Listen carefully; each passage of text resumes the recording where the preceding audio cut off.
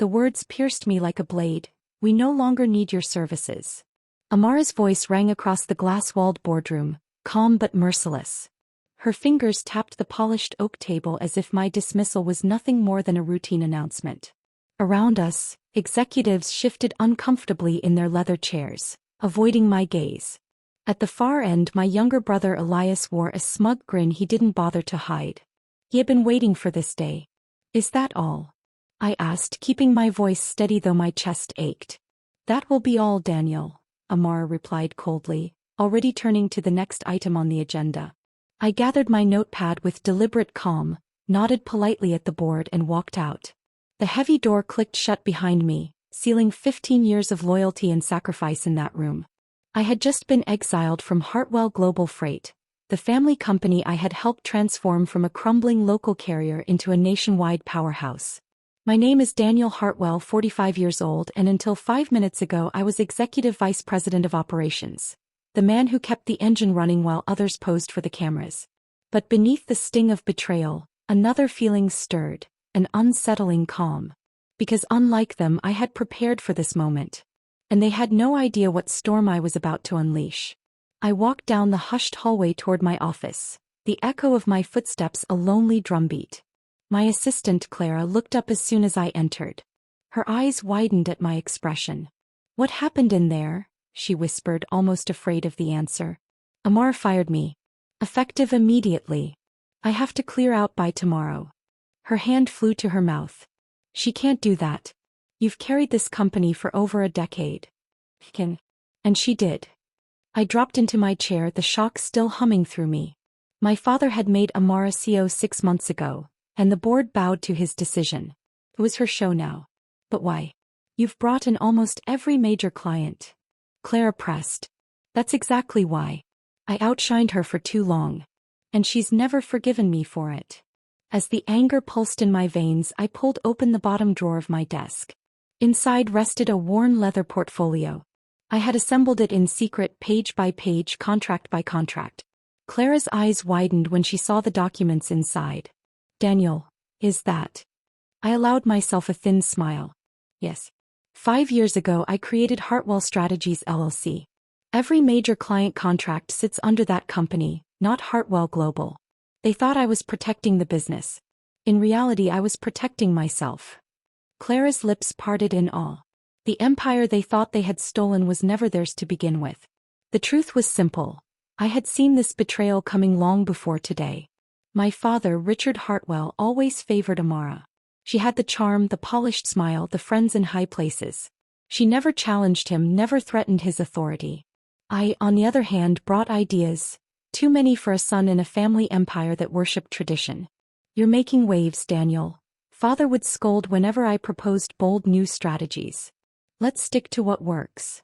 What worked, apparently, was letting Amara bask in credit for the deals I secured, while I built our profits in silence. She had always been the family's golden child, the beauty, the homecoming queen, the darling of every gala. I was the quiet problem solver, more fascinated by shipping routes and contracts than cocktail parties. "Why can't you be more like your sister?" Mother often asked gently, as if I hadn't already heard it 1,000 times. But my connections were different. While Amara shook hands at banquets, I forged partnerships in conference rooms. While she climbed socially, I secured trust in boardrooms. Over time, clients looked to me, not to the family brand, not to her glossy image. So when succession rumors began 5 years ago, I acted. With my attorney's help, I created Hartwell Strategies LLC. On the surface, it looked like a tax efficiency play. In reality, it was my insurance policy, a shield against the very betrayal that had just unfolded. By the time Amara was polishing her new CEO office, I had already transferred every significant client contract into my LLC. It was there in black and white for anyone who cared to read the headers. But of course, Amara never did. She had been too busy choosing drapes for her corner suite, blind to the fact that the lifeblood of the company flowed directly through me.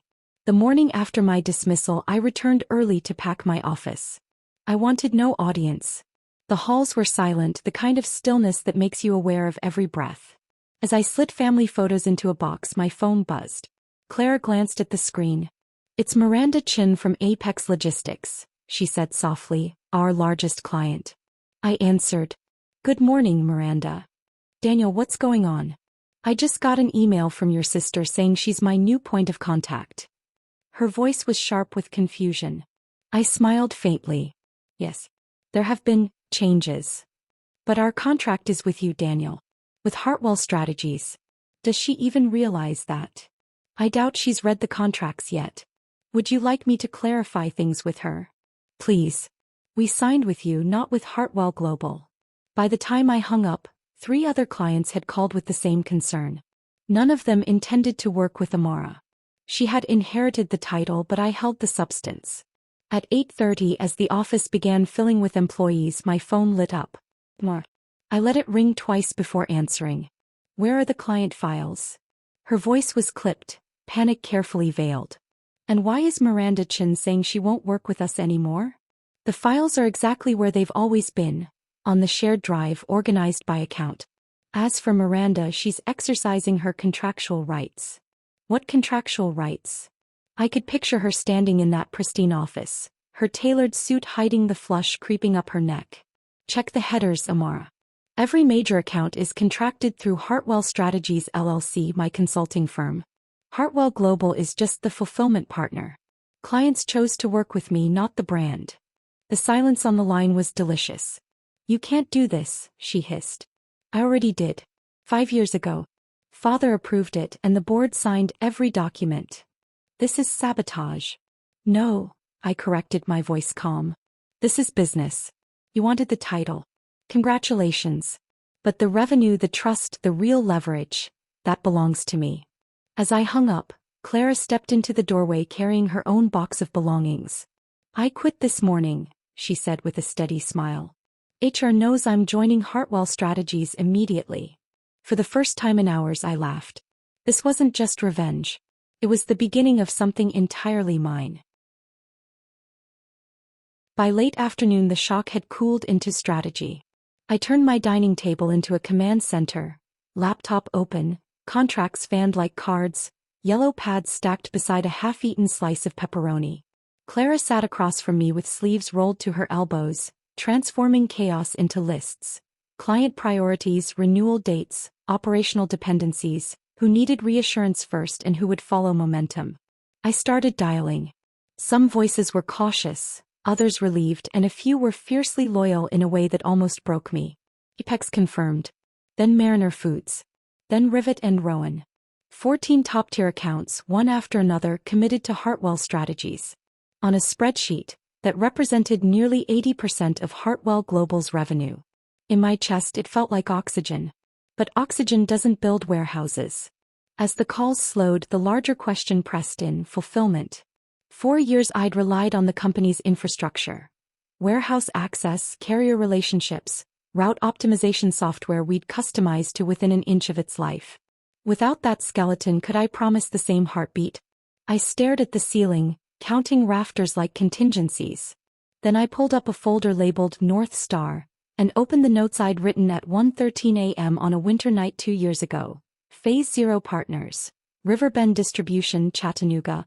Crossgate Logistics, Louisville. Harborspan, Tri-State. Temporary SLAs. Option to scale to permanent leases within 120 days. I texted each contact the same line.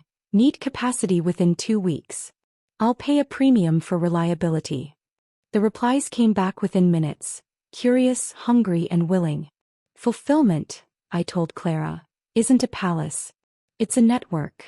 And a network, she said, is just trust multiplied. We were building the airplane mid-flight. But the air finally felt like it belonged to me. The next call was Thomas Graham at Evergreen Supply Chain, a man who measured loyalty in on-time percentages.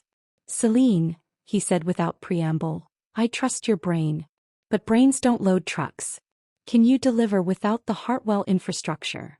I won't pretend this isn't a leap, I answered. But I've already secured interim capacity with 3 regional centers and 2 national carriers. Your lanes will not slip. Pause. Papers rustled. You're asking me to bet on your will. I'm asking you to bet on my record, I said quietly. And my record is your record. When the call ended in a cautious yes, I exhaled a dignity I hadn't realized I'd been holding. Clara slid a mug toward me. Coffee gone lukewarm, still welcome. You sounded fearless, she said. I sounded like a woman who can't afford to tremble, I replied. There's a difference. We worked through dinner. At 9:07 p.m., a message flashed across my screen from Jordan Ellis, our former operations manager. The person who could orchestrate chaos into choreography. Heard about the coup. Half the ops floor is ready to walk. Are you hiring? Before I could type, another notification appeared. Emergency board meeting. Your presence is required. From Amara. Actually laughed. Required, I repeated to Clara. From a company that just removed me. What do you want to do? She asked. I typed 2 replies. To Jordan, send me names. Day 1 offers. Health Equity Trust. To Amara, my attorney will attend. The phone rang almost immediately. I let it go to voicemail. When it rang again, I answered. This isn't optional, Amara said, brittle and breathless. The board needs an explanation. You fired me, I said. You don't get my explanations. You get my consequences. Silence. Then the strike she thought would wound. Father will never forgive you. Forgiveness, I realized, was a currency I no longer needed to spend. Sleep came in fragments. I sat alone after midnight, the apartment lit only by streetlight and the glow of a cursor. Had I built Hartwell strategies as a precaution or a prophecy? I told myself it had been a shield. Now it felt indistinguishable from a sword. At 6:12 a.m., my phone buzzed with a list from Jordan. 8 names, all strong, each followed by a line that translated to I'm ready. At 7:30, Grace, my attorney with a spine of tempered steel, texted that she was headed into the boardroom on my behalf. At 7:52, I unlocked the door to a small sunlight-bare office I'd leased overnight with a credit card and stubbornness. Clara taped a printed sign to the glass. Hartwell Strategies. The letters were slightly crooked. I loved them for it. We pulled the team into a circle. Clara, Jordan, 2 analysts from procurement, 1 savant from routing, a finance hire we had stolen from a competitor in a daring midnight call. Their faces were pale but unflinching. The situation is unusual, I said. We have the clients and the expertise. We're building the bones in real time. It will be brutal. It will be beautiful. What we have that they no longer do is simple. Trust. Heads nodded. Shoulders lifted. A room became a company. Grace called mid-meeting. I put her on speaker. They tried to frame your LLC as a breach, she said. 2 directors shut it down, reminded everyone they signed the structure and bragged about the profits it delivered. No case. No leverage. Clara closed her eyes in relief. I didn't.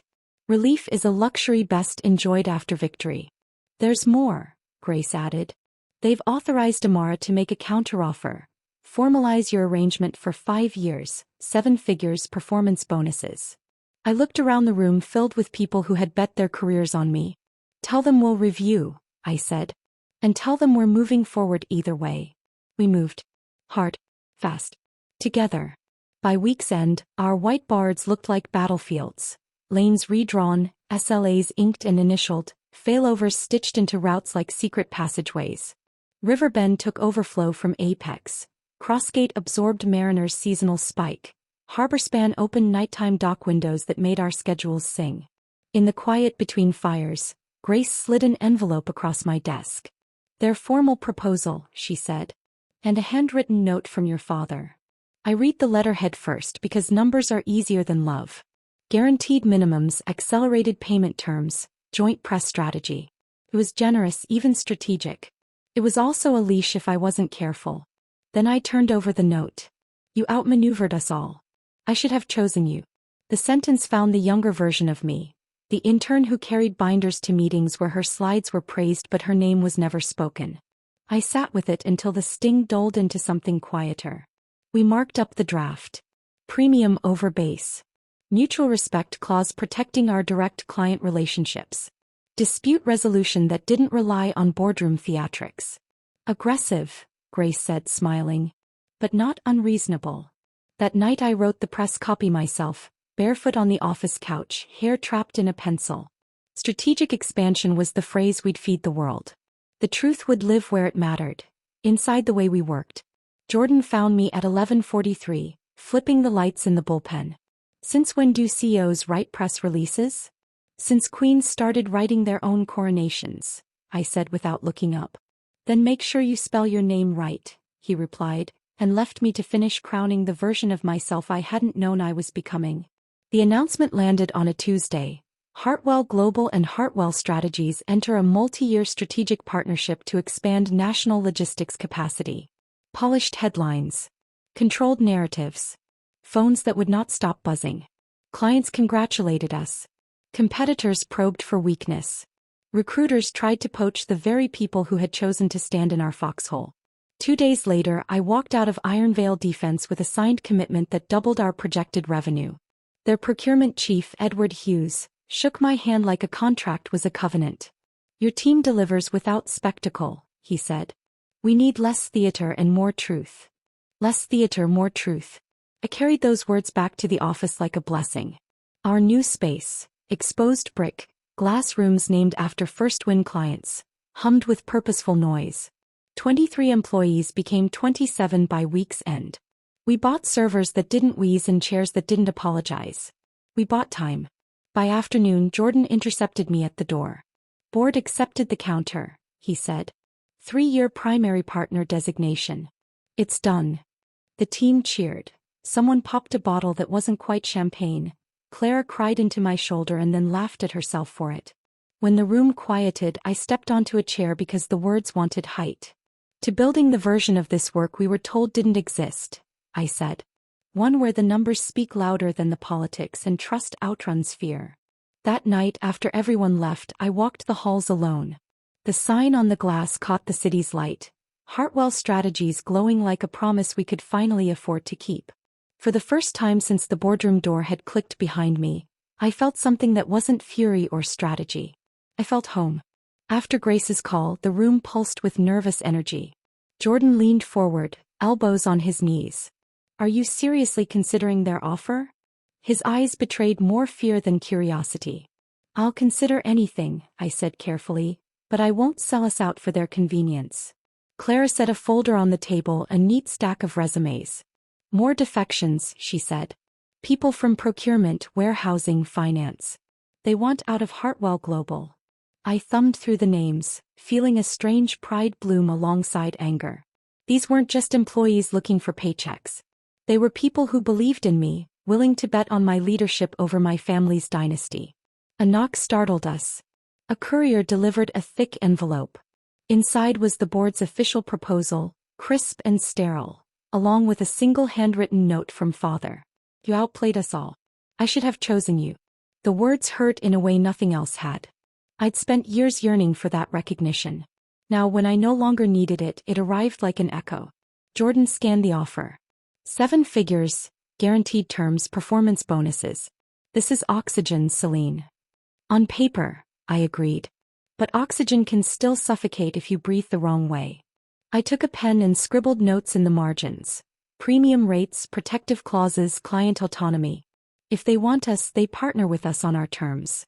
Clara smiled faintly. Make them chase you, Celine. It's what they've been avoiding for years. For the first time I felt the crown shift toward me. Not as inheritance but as conquest. The following afternoon, exhaustion settled into my bones. Grace arrived at the office in a storm of rain and urgency, her blazer dotted with droplets. She tossed the proposal onto my desk. It's generous, she admitted, but their generosity is still a cage. I won't climb back into one, I said firmly. She smirked. That's why I fight for you. Then her tone softened. There's something else. Amara requested a meeting. No lawyers. Just the 2 of you. Jordan, listening nearby, bristled. Absolutely not. She'll twist her words, manipulate the optics. I exhaled slowly, staring at the storm streaking across the window. Maybe she wants to fight. Maybe she wants to beg. Either way, I'll hear her. The next morning I walked into a small coffee shop.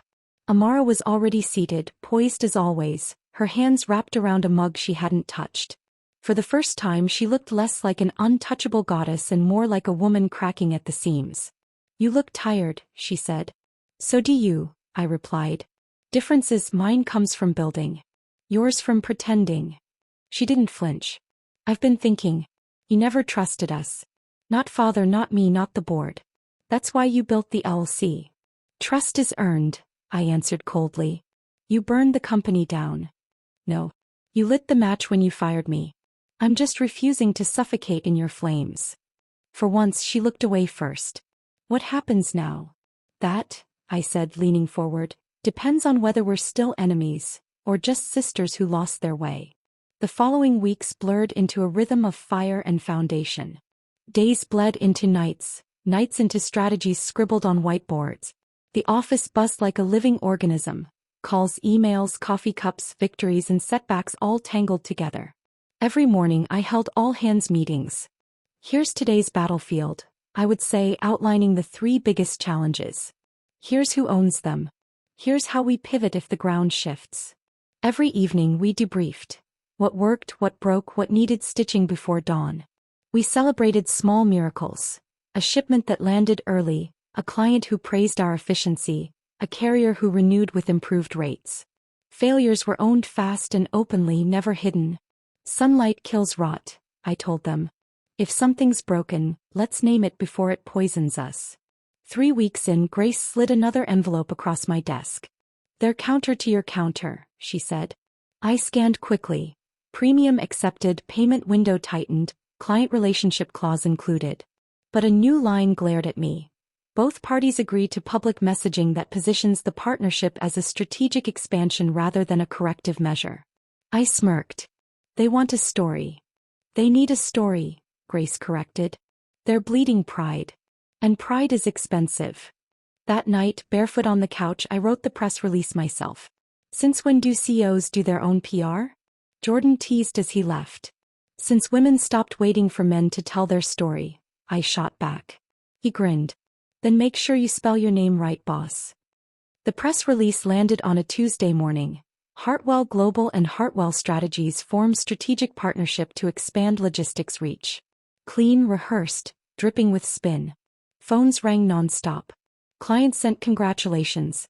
Competitors sniffed for weakness. Recruiters circled like vultures. But 2 days later I walked out of Ironvale Defense with a signed contract that doubled our revenue projections.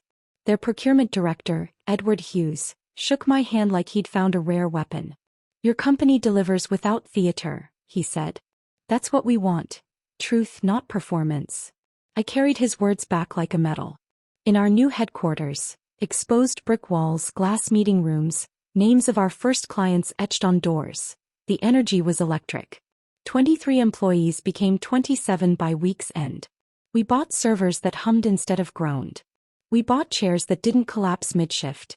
That afternoon, Jordan caught me at the entrance, eyes gleaming. The board accepted our counter. 3-year designation as their primary partner. It's official. The team erupted in cheers. Clara hugged me so hard I nearly toppled. Someone popped a bottle of cheap champagne and for once I let the bubbles sting my throat. I stood on a chair, lifted my glass and said, to the version of this company we were told didn't exist. One where merit outruns politics and trust outweighs crowns. The room roared. Later, alone, I walked the halls. The glass reflected back my name, Celine Hartwell Strategies, like a promise I finally owned. For the first time since betrayal shattered me, I felt whole. The quiet after the storm unnerved me. Growth filled the days, but silence filled the nights. Then Father called. Lunch, he said simply. No board. No lawyers. We met at his favorite steakhouse, a place thick with cigar smoke and old deals. He looked older, shoulders slumped under the weight of recent months. For the first time he seemed mortal. You look well, he said. I'm working, I replied. His knife paused over his steak. I owe you apologies. I mistook polish for competence, tradition for wisdom. I chose the wrong child. The words pierced and soothed all at once. For years I had begged silently for that recognition. Now it arrived too late to matter. The board wants you back, he continued. Not just Hartwell Strategies as a contractor. You, Celine. As CEO. I nearly dropped my fork. And Amara? She's agreed to transition into branding and communications. Where she excels. She'll never accept that, I said. She already has, he admitted. Conditionally. The two of you must repair what's broken. Repair. The word tasted bitter. You're asking me to lead the house that banished me. I'm asking you, he said, his voice breaking, to decide whether you're the kind of leader who destroys, or the kind who rebuilds. When I left the restaurant, the autumn air cut sharp and clean. My phone buzzed with messages, but I ignored them. For the first time in months, I didn't know my next move. But I knew this. The crown I'd been denied now lay at my feet. And I wasn't sure I wanted to pick it up. That night I wandered the corridors of our new headquarters like a ghost relearning her body. Exposed beams arched above rows of glowing monitors. The glass-walled rooms reflected my face back to me, tired, bright-eyed, hungry. 35 people worked here now. 35 wagers placed on my name instead of the family crest. The sign on the entryway, Hartwell Strategies, shone like a constellation I'd stitched myself. Father's offer gnawed at me. The crown I'd been denied, placed neatly on a velvet cushion and slid across the table. It should have felt like victory. Instead, it felt like a test with no correct answer. Accept, and I risked becoming an exhibit in the old museum. Refuse, and I risked letting bitterness calcify into bone. Clara found me by the big window that framed the river. You're rehearsing every possible future, she said gently. I'm trying to choose the one that doesn't destroy what we built. Maybe the choice isn't between crowns, she said. Maybe it's between stories. Which one lets you keep your voice? Her words stayed with me long after she left. I thought of the boardroom door closing, of the quiet click that had sounded like burial but became a birth cry. I thought of Amara's hand wrapped around a coffee cup like it might anchor her to earth, of Father's note. 3 sentences that arrived too late and somehow still mattered. When the lights auto-dimmed at midnight, the office softened into a hush, the kind that belongs to chapels and printing presses. For the first time I admitted the truth I hadn't wanted to hold. I didn't want their crown. I wanted the freedom to never need it. And freedom, I realized, was a throne no one could offer and no one could take. The following week offered no mercy, only momentum. Contracts thickened, recruiters prowled, investors hovered with term sheets bristling with fine print. Growth is loud, doubt louder. I scheduled a second meeting with Amara, this time in a rented conference suite with neutral decor and unforgiving light. She arrived in muted gray, beauty pared back to bone. Father says you haven't decided, she said. Not yet. You should know something. She took a breath, then another. He didn't pick me because he thought I was better. He picked me because he was afraid of you. I almost laughed, but the sound wouldn't come. Afraid. You don't stop, she said simply. You take a problem's throat in your hands and squeeze until it tells the truth. He wanted a figurehead, not a force. The words landed like rain on a roof I hadn't known was there. I studied her. And you? What do you want, Amara? Her mouth twitched, almost a smile and almost a sob. To be good at what I'm good at without pretending to be you. Silence settled. For once it wasn't hostile, it was honest. Then stop pretending, I said. Brand, markets, narrative, that's your fire. But don't light it in a room full of gasoline. She nodded, eyes shining. If you say no to Sue, what happens to us? Then we learn partnership as an action, not a press release, I answered. We build the system that keeps us from devouring each other. Outside the window, the city slid by in sheets of light. It felt suddenly possible that we could both be whole without being the same. 2 engines pulling the freight of a family name toward a destination it had never. 3 months after exile, I walked the polished floors of Iron Veil Defense, our newest anchor client, with a lanyard that bore my company's name. Mine, not the family's. Their procurement director, Edward Hughes, watched the metrics I presented like a man checking a pulse. Your failure rates are microscopic, he said. And your escalations read like a novel where the hero always shows up. Truth travels faster than theater, I replied. He smiled in a way that said he'd been waiting to hear that. By late afternoon I was back at our offices, sun pouring through tall panes, illuminating dust like confetti. The bullpen vibrated with purpose. Clara corralling timelines, Jordan diagramming failovers on a whiteboard with arrows that looked like battle plans. On my desk sat an envelope with the board's seal. Accepted counter. 3-year primary partner designation. Revised dispute resolution in our favor. Oxygen at last without the leash. The team gathered as I shared the news. Cheers broke, not raucous but relieved, like a body released from a long-held breath. When the noise ebbed, the quiet pressed in. Acceptance would not soothe the bruise between my sister and me. It might even darken it. In my office, alone, I traced the edges of Father's note again. I should have chosen you. The sentence no longer felt like a key to a locked door. It felt like a map to places I would never live, and didn't need to. My phone buzzed. A text from Amara. Board wants clarity by month's end. If you stay out, I move to Brandon Markets. If you come in, I stand with you publicly. I typed, deleted. Then I put the phone face down. Some decisions can't be made through glass. They have to be shaped by air and consequence, by the weight of who we intend to be. 2 days later, Grace arrived with dark circles and an iron smile. Investors want to throw gasoline on your fire, she said, dropping a deck on my desk. They see scale. I see strings. We walked the perimeter of the office, talking in low tones while the team worked. If you take their money, she said, you'll grow faster, and answer to people who don't bleed when your name is dragged. I'm done being moved like furniture, I said. Then pick the capital that behaves like a scaffold, not a cage, she replied. Patient money. Minority stake. No meddling rights. Jordan joined us near the ops wall. Whatever you choose, he said, don't let them turn this place into what we left. I looked at them, my counsel and my compass, and felt something inside click into alignment. We accept the board's partnership. We decline the CEO crown. We raise a small round on our terms, and we build a leadership council that never lets one of us carry this alone. Grace's smile sharpened. I'll draft the term sheet. That evening, the doorframe filled with a shadow I knew without looking. More. She stepped inside, gaze skimming our maps and dashboards, the living proof that execution has a face. I came to see it, she said quietly. The thing you built when I tried to end you. I folded my arms. You didn't end me. You introduced me to myself. She flinched, then nodded. If you say no to SEO, I'll accept Brand and Markets and make it sing. But I need one promise. Name it. That we tell one story, no leaked whispers, no private knives. The truth once out loud. I thought of all the rooms where truth had been rationed like sugar. Deal, I said. We held the meeting in the same boardroom where my exile began. The portraits on the walls watched with painted indifference as Father, Amara, the directors, Grace and I took our seats. The table gleamed like a mirror that remembered everything. I'll be clear, I said, voice steady.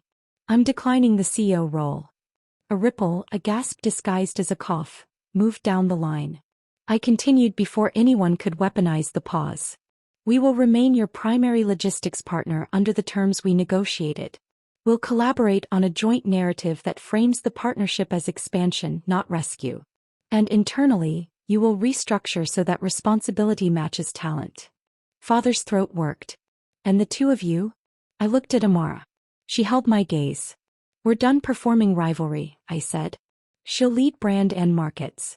I'll lead delivery and growth from outside your walls. We will disagree in private and align in public. That's the pact. A director cleared his throat. You could have taken the company. I took my life, I said. The company can hire us if it wants to live. Silence gathered, then thinned. One by one, heads dipped. Votes recorded. Papers slid for signature. It felt less like capitulation than evolution, as if the structure had been waiting for someone to say its name. Afterward, Father lingered. I wanted to give you what I took, he said. You can't give me what I built, I answered, not unkindly. But you can stop taking it from me. On the sidewalk outside, the autumn light turned the city to brass. Clara texted a photo of our team crowded around the glass entry, grinning under the glow of Hartwell strategies. I stared at it until my eyes blurred. For the first time since the door clicked behind me months ago, I realized the structure holding me up wasn't a title, a family, or even a company. It was a web of people who had decided day after day to believe. And belief, multiplied, is the only crown I'll ever wear. Autumn arrived the way truth does. First as a whisper, then all at once. The river outside our office ran cold and fast, and the trees along the promenade flashed copper as if the city were exhaling ember by ember. Inside, the days stacked like freight. Onboarding, integrations, renegotiated lanes, audits that combed our systems and came up clean.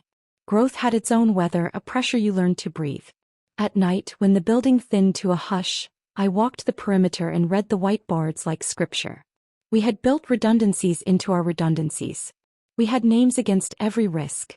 We had metrics that sang the song I'd tried to teach my family for years. Reliability is a love language. Still, old ghosts learn new ways to rattle chains. Anonymous emails hinted I'd broken the dynasty.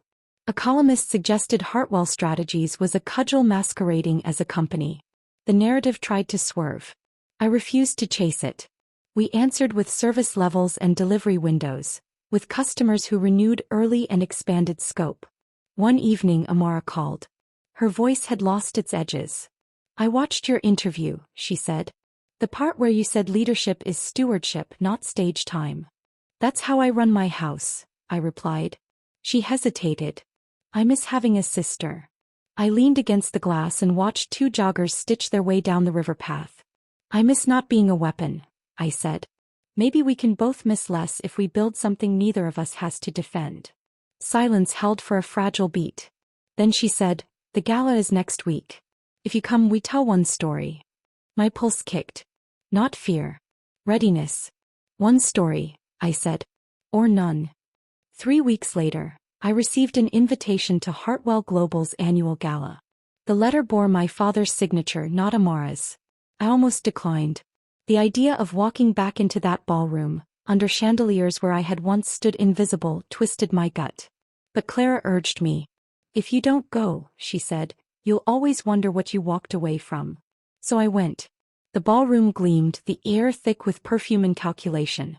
Whispers followed me as I entered, the prodigal son turned competitor. I ignored them and made my way to the center where father stood. His eyes softened when he saw me. "Welcome home," he said.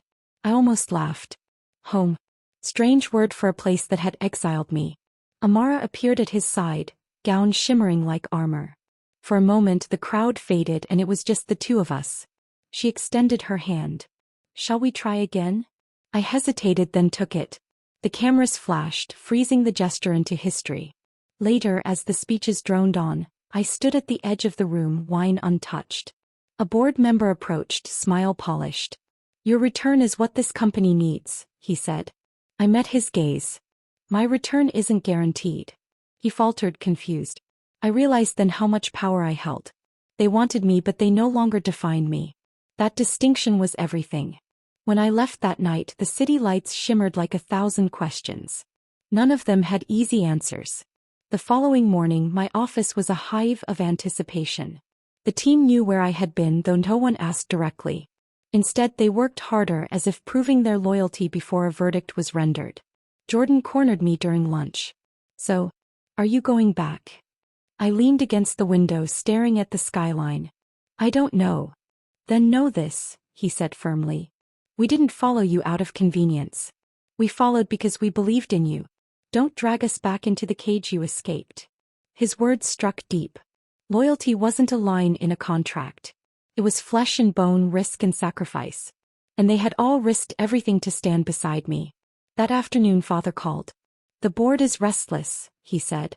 "They want your answer." "I'll give it," I replied. "On my terms." I hung up and gathered the team. "You deserve the truth," I began. "They've asked me to return as CEO, to repair the family business. But I won't decide alone. Because this company isn't mine, it's ours. And if I return, it would be all of us returning. If I stay, it will be all of us staying." The room was silent. Then Clara spoke. "We didn't build Hartwell Strategies just to hand it away. We built it to prove we could. And we did."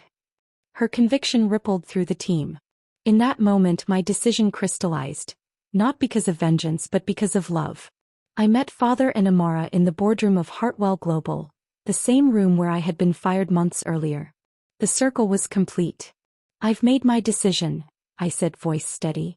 "I won't return as CEO." Shock flickered across their faces. Father opened his mouth, but I continued. "What we've built at Hartwell Strategies is bigger than a title. It's freedom.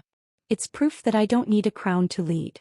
Amara's eyes shone, though whether with anger or grief I couldn't tell. "So this is it? You leave us to crumble?" "No," I said gently. "You won't crumble. You'll adapt. And if you want, we'll stand beside you as partners. But never again as subordinates." The silence that followed was thick as oil. Then father nodded, slow and reluctant. Perhaps that is the leadership I should have recognized all along. I gathered my papers and rose. The same heavy door clicked shut behind me, but this time it didn't sound like exile. Sounded like freedom. Outside, the city pulsed with noise, but inside me there was quiet. For the first time I wasn't chasing approval. I was writing my own script. 6 months after my firing, I stood outside our headquarters as the sun dipped low, casting the building in gold. The sign above the door glowed brighter than ever. Hartwell Strategies. Inside, 35 employees worked tirelessly. People who had chosen me not because of my family name, but because of the trust we built together. Contracts worth millions lined our books. Clients praised our efficiency. Rivals watched us with wary respect.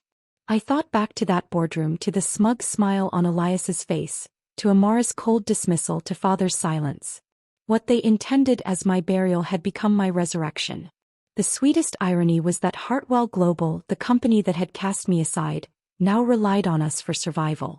Their crown meant nothing when their kingdom depended on the empire I had forged. As I looked up at the glowing sign, I felt no bitterness, only resolve. Betrayal had carved me into something stronger. Loss had given me clarity. And failure had delivered me the one thing I had always longed for: ownership of my destiny. I stepped inside, greeted by the hum of work, by Clara's wave, by Jordan's grin.